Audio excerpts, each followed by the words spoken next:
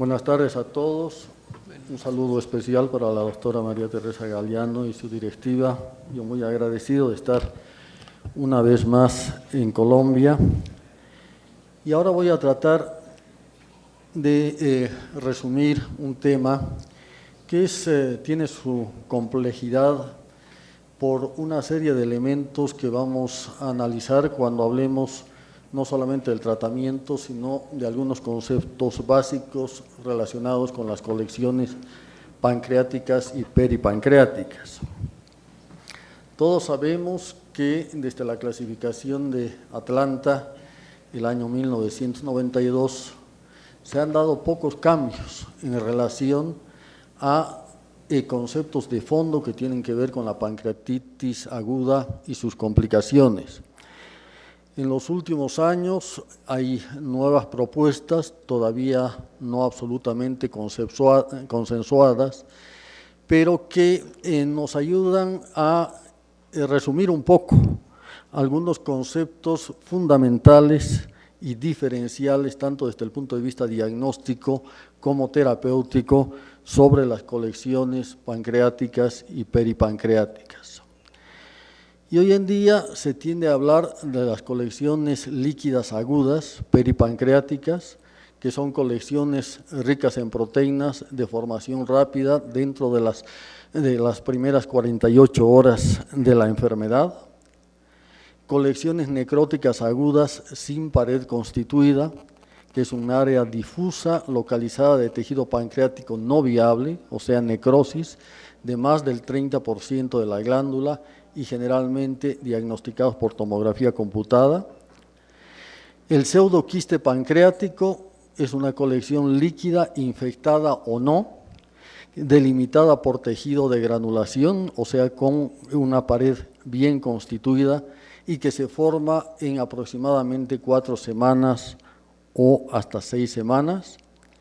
Y finalmente la necrosis pancreática tardía, que tiene una evolución de lo anterior, de cualquiera de las formas anteriormente descritas, hacia una colección encapsulada, infectada o no, y por supuesto donde el tejido necrótico está presente. ¿Cuál es la importancia de reconocer estas diferentes formas de evolución de las complicaciones de la pancreatitis aguda? Fundamentalmente el manejo y el impacto, obviamente local y sistémico, que pueden tener las mismas dentro o sobre un determinado paciente. Los pseudoquistes pancreáticos y la necrosis pancreática tardía requieren de tratamientos intervencionistas en los pacientes sintomáticos, que como vamos a ver posteriormente, no son la mayoría de ellos. Mientras que las colecciones líquidas agudas y la colección necrótica aguda generalmente requieren de un tratamiento conservador, aunque existen evidentes excepciones que tienen que ver con el comportamiento clínico en la fase aguda de la enfermedad. Además, hay que entender que la complejidad de la definición de todos estos elementos que acabamos de analizar, más la repercusión o el impacto clínico de estas colecciones, pueden tener diferentes comportamientos. Y esto no solamente tiene que ver con la presencia de la colección y su impacto sistémico, sino con la localización diversa que pueden tener estas colecciones en diferentes regiones de la cavidad abdominal o incluso regiones extraabdominales, como puede ser la cavidad torácica. Y entonces, cuando hablamos de las mismas, hay que entender que el comportamiento clínico puede ser muy diverso. Van a la resolución espontánea aproximadamente el 60% de las colecciones, y entonces esto quiere decir que no debemos precipitarnos en la toma de determinaciones terapéuticas. Son asintomáticos el 20% y muchos de ellos son hallazgos netamente dirigidos por imágenes, y son sintomáticos el 20%, y dentro de este 20% el 5% pueden estar complicados y representar un alto riesgo de vida para los pacientes, y es en este grupo de pacientes donde hay que tener especial cuidado en las determinaciones y decisiones terapéuticas. Y nuevamente, considerar las diferentes formas de ubicación que tienen estas colecciones, y por lo tanto no existe un tratamiento uniforme y estandarizado único para todas estas colecciones, porque dependerá de su relación con órganos vecinos como el estómago, el duodeno, con el colon, etcétera, u otros órganos de la cavidad abdominal, para poder determinar una mejor conducta en un determinado paciente. Los tratamientos quirúrgicos han sido por muchas décadas la única alternativa para estas colecciones, sobre todo en pacientes complicados y de alto riesgo. Sin embargo, miren que la morbilidad asociada puede alcanzar hasta el 95%, con una mortalidad que puede llegar cerca del 40%. Y es por eso que ya hace muchos años, dentro de los protocolos de manejo de las complicaciones de la pancreatitis aguda en relación a las colecciones, la cirugía trata de ser excluida. Y esta tiene dos precisas indicaciones hoy en día, y es cuando las técnicas mínimamente invasivas resultan insuficientes. Siempre estamos hablando de pacientes sintomáticos que tienen indicación de una intervención, o cuando éstas fracasan o cuando se complican, y cuando no existe una vía adecuada y segura para acceso, ya sea percutáneo o acceso endoscópico, para resolver en la emergencia este tipo de colecciones. Los tratamientos percutáneos tienen también un lugar. Sobre 8 estudios controlados y randomizados, la tasa de éxito sin requerimiento de cirugía para este procedimiento es del 55.7%, y necesitaron necrosectomía quirúrgica complementaria el 34.6% de los casos, y no está exenta la mortalidad, no necesariamente relacionada con el procedimiento, sino por las complicaciones propias y gravedad que muchos de estos pacientes o algunos de estos pacientes tienen naturalmente en la evolución de su enfermedad. Los fundamentos para la aplicación de los tratamientos percutáneos están dirigidos, por un lado, a contemporizar la sepsis, mientras este paciente pueda llegar en mejores condiciones a otro tipo de tratamientos, sobre todo cuando hablemos de la necrosis pancreática, o finalmente puedan abolir la necesidad de una necrosis si el tratamiento percutáneo resulta suficiente. En relación a las terapias endoscópicas, existen dirigidas a la resolución de las colecciones pancreáticas y peripancreáticas, como todos sabemos, varias técnicas. Dentro de estas está la cistogastrostomía endoscópica, la cistoduodenoscopía endoscópica, el drenaje endoscópico transpapilar, la necrosectomía endoscópica transmural y últimamente la necrosectomía endoscópica percutánea. Es muy difícil, teniendo en cuenta que cada una de estas situaciones tiene sus propias indicaciones, cada una de estas técnicas tiene sus propias indicaciones, hablar y analizar de resultados globales de los tratamientos endoscópicos sobre las colecciones pancreáticas y peripancreáticas. Estos van a depender, primero, de una adecuada indicación, de la factibilidad de aplicar las técnicas endoscópicas frente a una determinada colección, y finalmente de la aplicación de una serie de recursos endoscópicos que cada día son más, pero que no han abolido todas las situaciones que un endoscopista debe enfrentar para asegurar un buen resultado. Cuando hablamos de pseudoquistes no infectados, no sé si esto funciona,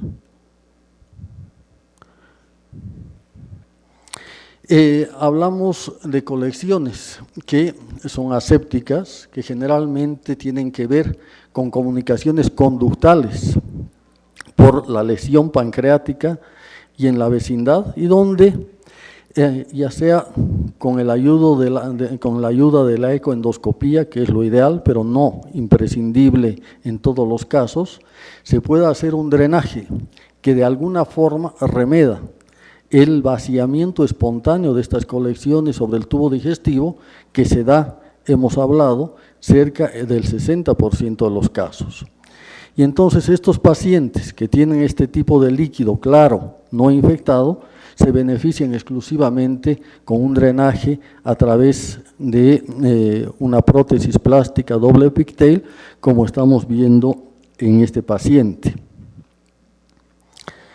Los drenajes de colecciones infectadas requieren de otro tipo de comportamiento o de técnica endoscópica. Se hace la cistogastrostomía, como se está viendo ahí, mediante punción tanto de la pared gástrica como de la pared quística, e inmediatamente se definen las características de la colección. Este es claramente un absceso que obviamente se drena a presión después de la punción y que requiere o puede resultar que una prótesis doble pigtail como la que se colocó en el anterior caso sea insuficiente, y en este tipo de pacientes preferimos realizar un drenaje nasoquístico que nos permite, por un lado, una aspiración continua de la colección infectada, y nos permite además lavados profusos de esta colección hasta el control completo de la infección intracavitaria. Los drenajes transpapilares tienen sus propias indicaciones. Están indicados en aquellos pacientes donde existe comunicación conductal del conducto pancreático, se supone, con la colección. En este paciente, luego de realizar la colangiografía, efectuamos una pancreatografía selectiva y se ve claramente cómo se llena una cavidad que podrá o no estar infectada, y entonces lo que se hace es pasar una guía, generalmente tratando de vencer el segmento de ruptura o de apertura del conducto pancreático, y colocar, como muestra este diagrama, un stent de 5 French dentro del conducto pancreático con dos objetivos fundamentales. El primer objetivo es facilitar o modificar el gradiente de presión de vaciamiento del contenido pancreático hacia el duodeno, y el segundo objetivo es desfuncionalizar temporalmente la fístula o la brecha que está dando origen a la colección. Y entonces aquí podemos tener, como en este caso, un contenido no infectado, y será entonces suficiente el tratamiento de desfuncionalización que provoca la prótesis. Diferente, así encontramos una colección infectada. Entonces van a ver cómo, luego de colocar el stent bajo guía fluoroscópica y ubicarlo adecuadamente en relación a la brecha abierta, el páncreas o el líquido pancreático empieza a drenar a presión de características claras, y eso significa que el líquido no está infectado, y obviamente esto tiene que tener una correlación clínica expuesta en relación a cada paciente. Es diferente este otro caso, donde también realizamos un drenaje transpapilar, pero donde encontramos una gran cavidad, un fácil paso de la guía hasta esta cavidad, y cuando colocamos el drenaje transpapilar, como vamos a ver en la fase endoscópica del estudio, drena un líquido infectado, denso, maloliente, etcétera, etcétera, como ven ahí, y entonces acá la colocación de un stent es totalmente insuficiente. En estos pacientes colocamos drenajes nasoquísticos transpapilares, pero como la cavidad en este paciente era muy grande, simplemente este tratamiento fue temporal hasta mejorar la condición séptica del paciente y finalmente se combinó con un drenaje percutáneo para el manejo completo de esta colección infectada. Pero la situación más grave está sin duda en relación con la necrosis pancreática. Y hoy hay la tendencia del tratamiento invasivo, mínimamente invasivo y escalonado de estos pacientes, sobre todo cuando están en una situación crítica. Y entonces aquí hay varias alternativas: los tratamientos quirúrgicos que van hacia una necrosectomía, antes a través de una cirugía abierta, después se propusieron las cirugías laparoscópicas y la tendencia actual es el abordaje retroperitoneal mínimamente invasivo. Los tratamientos percutáneos, que como hemos dicho, sirven sobre todo para contemporizar y sacar de la crisis aguda a este paciente infectado y necrosado. Y los tratamientos endoscópicos, que pueden ser la cistogastrostomía, la cistoduodenostomía y el drenaje transpapilar, que a los cuales se puede sumar una necrosectomía, y la tendencia también actual de la combinación de tratamientos percutáneos con tratamientos endoscópicos, y finalmente la última técnica de necrosectomía endoscópica percutánea. Vamos a analizar prácticamente algunos de estas técnicas. La necrosectomía transgástrica en un paciente con pseudoquiste con necrosis consiste en realizar la cistogastrostomía, dilatar con un balón de 15 milímetros, que es lo que utilizamos nosotros, el orificio de la cistogastrostomía, y una vez que se consigue una adecuada apertura, uno consigue esta amplia comunicación entre la cavidad gástrica y la cavidad quística necrosada.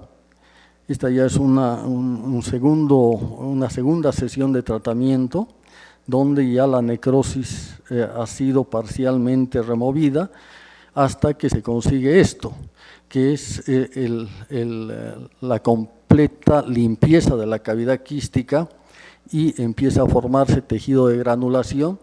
Y ver todos estos detalles es importante para comprender lo mejor posible el comportamiento fisiopatológico que tienen estas colecciones y la gravedad que puede significar, no solamente desde el punto de vista sistémico, sino también local, cada una de estas situaciones.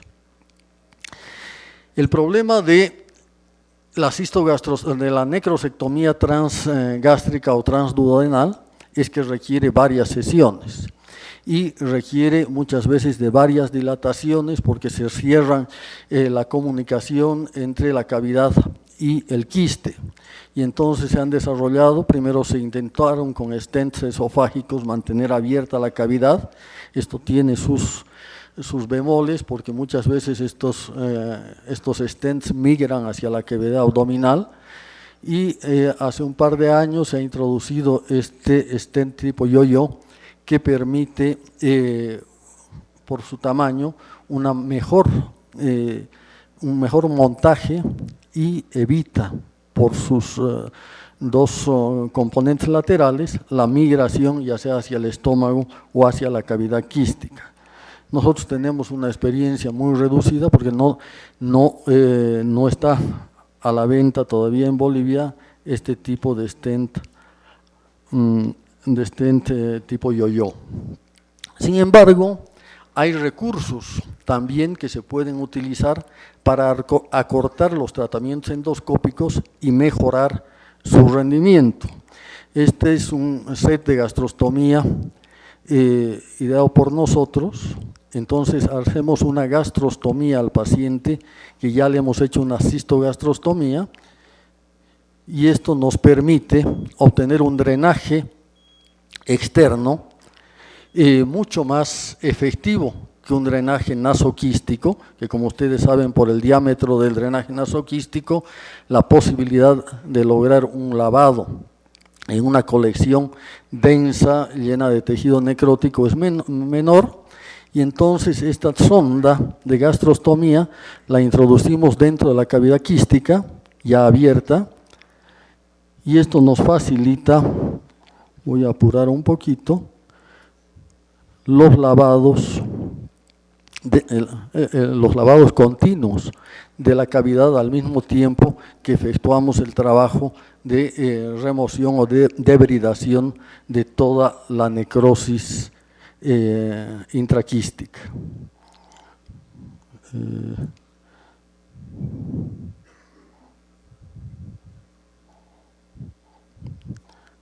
Entonces ahí está la sonda, que en realidad es una sonda nasogástrica, transgástrica, que la colocamos dentro de la cavidad quística, y mientras se va haciendo un lavado a presión con solución fisiológica desde afuera, el tejido necrosado se va desprendiendo progresivamente con mucha más facilidad que cuando no tenemos un drenaje externo adecuado. Esto es un poquito remedar lo que hacen los cirujanos desde el punto de vista endoscópico.